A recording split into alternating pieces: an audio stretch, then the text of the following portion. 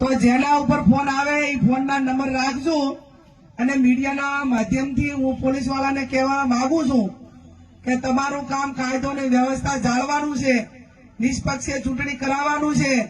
તમારી સામે કોઈ ફરિયાદ કરે તો એના એક્શન શું લેવા એ કામની જવાબદારી તમારી છે। કોઈ કોંગ્રેસના આગેવાનોના ફોન લઈ અને તમારે એનું કલેક્શન કરવાની જરૂર નથી અને ધાક ધમકી આપવાની જરૂર નથી। આ મારો ક્ષત્રિય અને આ સમાજને મારા મતદારો બેઠા 5-25 5-10-15 એફઆઈઆર થાય ને તો બાપુ તૈયારી રાખજો, એમાં આપણે કાંઈ ગુનું દવાનું નથી।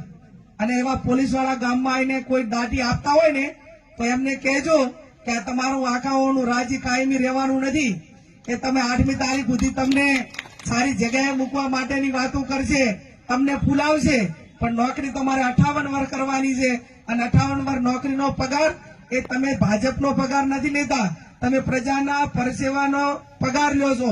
તમને લોકોના પૈસા જે ટેક્સના પૈસા છે એનો પગાર મળે છે। એટલે આટલી બાબત ધ્યાનમાં રાખીને મહેરબાની કરજો।